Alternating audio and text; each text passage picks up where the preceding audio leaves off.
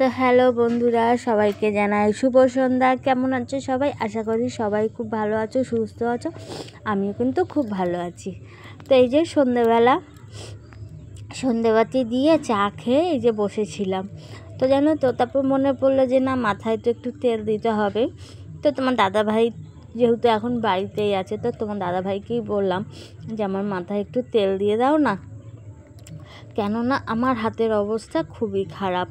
মানে সুপুরি কেটে কেটে না হাতের অবস্থা খুবই খারাপ হয়ে গেছে, মানে এতটা ব্যথা। তো সেই জন্য তোমার দাদাভাইকে বললাম, আমি তো হাত দিয়ে পারছি না দিতে, তো তুমি একটুখানি মাথাটায় তেল দিয়ে দাও। তো বলার সাথে সাথে দেখো তোমার দাদাভাই কিন্তু মাথায় তেল দিয়ে দিচ্ছে। আর আমি যেহেতু আলাদা তেল ব্যবহার করি, তো সেই জন্য তোমার দাদাভাই মাথায় দিয়ে দিচ্ছে। তো এই যে তো তেলটা প্রায় ফুরন্ত হয়ে এসেছে। তো আজকে দিনটা দিলেই শেষ হয়ে যাবে। তো তারপরে আবার একটা এনে নিতে হবে। তো ওই জন্য মানে হাতে এতটাই ব্যথা আমার, মানে সুপুরি কাটতে কাটতে এতটা ব্যথা হয়ে গেছে, মানে হাত ফেটে গেছে বলতে পারো। তো সেরকম কিছু হাত দিয়ে ধরতেও পাই না, এতটা ব্যথা। আবার রেগুলার যেহেতু এখনও কাজের চাপ রয়েছে, তো ওই ব্যথা হাত নিয়েই কিন্তু কাজ করতে হচ্ছে। তো আজকেও করে এসেছি, চারটে অবধি করে এসেছি। তো যাই হোক, চলো তোমার দাদাভাই দেখো তেলটা দিয়ে সুন্দর করে মালিশ করে দিচ্ছে। আর আমার না এত ভালো লাগে, মানে কেউ যদি মাথায় আমার এরকম মানে মাথায় একটু হাত বুলিয়ে দেয় বা ম্যাসেজ, তো জানো তো আমার ছেলেও খুব সুন্দর মাঝে মাঝেই বলে, মা আসো তোমার মাথা আছড়ে দিই। তো আমার ছেলেও মাঝে মাঝে এরকম মাথায় তেল দিয়ে আছড়ে দেবে। মেয়ে থাকতে মেয়েও করে দিত, জানো তো।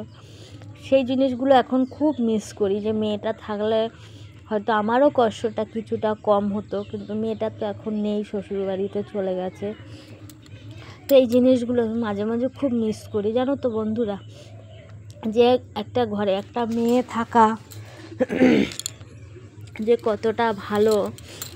তো কোনো কাজবাজ করুক বা নাই করুক, তবুও মানে বন্ধুর মতো হয়ে থাকা, যেটা আমি আমার মেয়ে ছিলাম। তো এখন সেই জিনিসটা খুব মিস করি, জানো তো। তো কিছু করার নেই, মেয়েকে তো বিয়ে দিতেই হতো, শ্বশুরবাড়ি যেতেই হতো ওকেও। তো যাই হোক, সেটা মেনে নিতেই হচ্ছে। তো চলো, মাথায় তেলটা দেওয়া হয়ে গেলে তারপরে না অনেকগুলো জামা কাপড় রয়েছে, যেগুলো কেচেছি সকালবেলা, একদম ভোরবেলা কেচে দিয়ে তারপরে হচ্ছে কাজে গেছিলাম, মানে সুপুরি ছাড়াতে। তো সেগুলোও শুকিয়ে গেছে। তো মাথায় তেলটা দেওয়া হয়ে গেলে সেই জামা কাপড়গুলো সব গুছোতে হবে, অনেকটা কাজ আছে, রান্নাবান্না আছে। তো চলো, ব্লগটা তোমরা সবাই দেখতে থাকো, আশা করি তোমাদের ভালো লাগবে। তো যাই হোক, এই যে মাথায় তেল দেওয়া তো কমপ্লিট। তো তোমার দাদাভাইকে বলছে মাথাটা একটুখানি করে দাও না, মানে চুলটা ভালো করে, তো পুরোটা মিশে যাবে আর চুলের গোড়ায় গোড়ায়ও বসে যাবে একদম। তো দেখো কিভাবে দিচ্ছে, আমি কি করছো তুমি। তো যাই হোক, চলো, ওই দেখো মাথার তেল দিয়ে তোমার দাদাভাই এবার শোবে, আর আমিও চলে যাবো, আমার টুকটাক যে কাজগুলো আছে সেগুলো কমপ্লিট করে নেব। তো তারপরে আবার রান্নাবান্নারও ব্যবস্থা করতে হবে।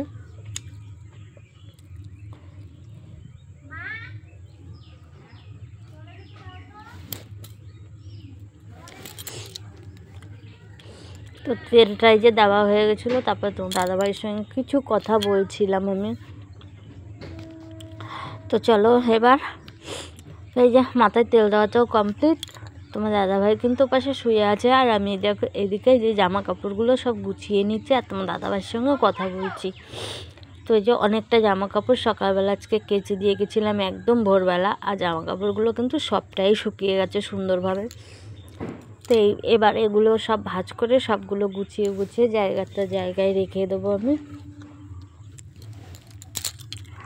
মানে কি বলো তো বন্ধুরা, এখন যেহেতু মানে সুপুরি ছাড়ানোর কাজটা অনেক দিন ধরে, অনেক কদিন থাকবে বা অনেক কদিন হয়ে গেল, তো সেইভাবে না যে ঘর দুয়ার গুছিয়ে গাছিয়ে কাজ, সেটা ঠিকঠাকভাবে করে উঠতে পারছি না। কেননা ওই সকাল 8টায় যাই, আবার দুপুরবেলা 12টা নাগাদ বাড়ি এসে আবার রান্নাবান্না করে আবার ওই 1:30 নাগাদ যাই, আর সেই 3:30 4টের সময় আসি, জানো তো। তারপরে না শরীর একদম ক্লান্ত হয়ে যায়, যার কারণে সেইভাবে আর কোনো ঘরের কাজ হয় না। কিন্তু কাচাকুচিগুলো ওই একদম ভোরবেলা করে রেখে যাই, মানে আশির সাথে জামা কাপড়গুলোও কাচাকুচি করে রেখে যাই। কেননা 2-1 দিন কাচাকুচি যদি একটু বেলায়ও এসে করি না, সেদিন আর জামা কাপড় কিন্তু শুকোয় না, ভিজে তাই থেকে যায়। তো চেষ্টা করি যে প্রতিদিনই ভোরবেলা যেটুকুনি থাকে সেইটুকুনি ভোরবেলা কেচে দিয়ে যাওয়ার, কিন্তু সব দিন তো হয়ে ওঠে না, সব দিন শরীরটাও কিন্তু ভালো লাগে না। তো মাঝে মাঝে সকালবেলা কেচে দিয়ে যাই, আবার মাঝে মাঝে ওই দুপুরবেলায় যদি কম টম থাকে দুপুরবেলাও কেচে নিই। হয়তো শুকোয় না, কিন্তু জলটা ঝরে যায়, তারপরের দিন আবার মেলে দিই, এটাই করি। তো যাই হোক, এই দেখো জামা কাপড়গুলো সব ভাঁজ করা হয়ে গেছে।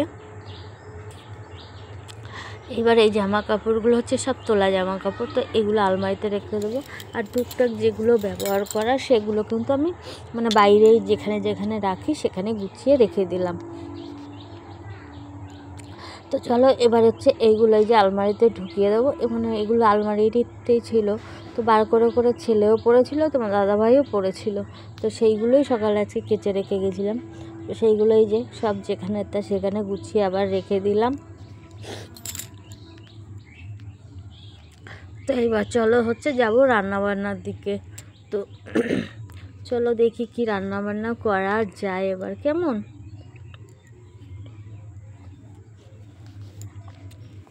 তো টেবিলটাও জায়গায় রেখে দিলাম। তারপর জিজ্ঞাসা করলাম তোমার দাদা ভাইকে, বলছে যে হচ্ছে রাতে রুটি করো। তো সঙ্গে সঙ্গে আমি এই দেখো আটা নিয়ে আটা মাখতে বসে পড়েছি। তো আটা মাখার আগে ওদিকে আমি আলুটাও কেটে রেখে এসেছি। তো ডাল দিয়ে আলুর তরকারি করব সেটা। আর এদিকে আলুটা কেটে পেঁয়াজটা কেটে রেখে এসে তারপর হচ্ছে এই দেখো আটা মাখতে বসে পড়েছি। আর এখন ঘড়ির কাঁটায়ও না অনেকটাই রাত হয়ে গেছে, প্রায় 9টার কাছাকাছি। তো 9টার কাছাকাছি না বন্ধুরা, 9টাই বাজে এখন। তো এইগুলো রেডি টেডি করে রান্নাবান্না করতে করতে সেই 10টা 10:30 বেজেই যাবে।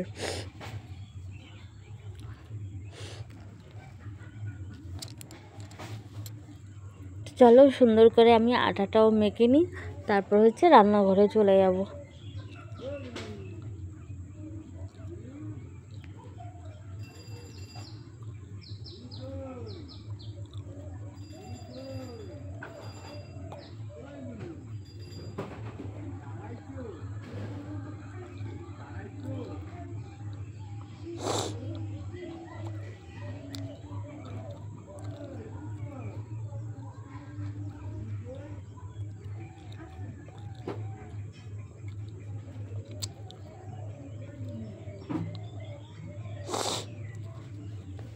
তো চলো এদিকে আমার আটাটা কিন্তু মাখা হয়ে গেছে একদম। আর এই যে ছেলে বলছে, মা এতটুকুনি আটা মেখেছো কেন? আমি এতটুকুনিতেই হয়ে যাবে, রাতের খাবার তো। বলছে এতটুকুনি আটা মেখেছেতেই হয়ে যাবে? যে একদমই হয়ে যাবে। তো চলো আমার আটা মাখাটা তো কমপ্লিট হয়ে গেছে, এবার চলো যাই রান্নাঘরে। তো এদিকে এসে যে এক পাশে হচ্ছে পরোটা করে নিচ্ছি, আর এক পাশে তরকারিটা বসিয়ে দিচ্ছি। তো আটা মাখতে মাখতে তোমাদেরকে তো বলতেই ভুলে গেলাম, ছেলে বলছে, মা আটা মাখছো যখন তাহলে একটা কাজ করো না, আটা দিয়েই পরোটা করে দাও না। তো সেরকমই এই যে পরোটা ভেজে নিয়েছি, এই দেখো গরম গরম একদম। আর ওপাশে তো যে তোমাদেরকে বললাম যে ডাল দিয়ে আলুর তরকারি হবে। তো তোমরা কি খেয়েছো ডাল দিয়ে আলুর তরকারি? না খেলে অবশ্যই কমেন্ট করে জানিও, ঠিক আছে। তো চলো তরকারিটা হতে থাকুক, আর এদিকেও আমি কিন্তু পরোটাগুলো সব কটা ভেজে নিই, ঠিক আছে। এই একবার ভেজে নামিয়ে নিয়েছি, 4টে করে কিন্তু আমি একবারে ভেজে নিচ্ছি, জানো তো। তো কীরকম করে বলো তো, এই একটার উপরে একটা দিয়ে দিয়ে কিন্তু ভেজে নিচ্ছি। তো চলো খাবার দাবার রেডি করি। তো এই যে খাবার দাবার তো সব রান্নাবান্না শেষ, আর এখানে এই যে খাবারের জায়গাও রেডি করে ফেলেছি, আর এই যে পরোটা, আর এই হচ্ছে ডাল দিয়ে আলুর তরকারি। তো চলো খাওয়া দাওয়া শেষ করি। আজকের ব্লগটা এতটুকুনি, তোমাদের কেমন লাগলো অবশ্যই জানিও।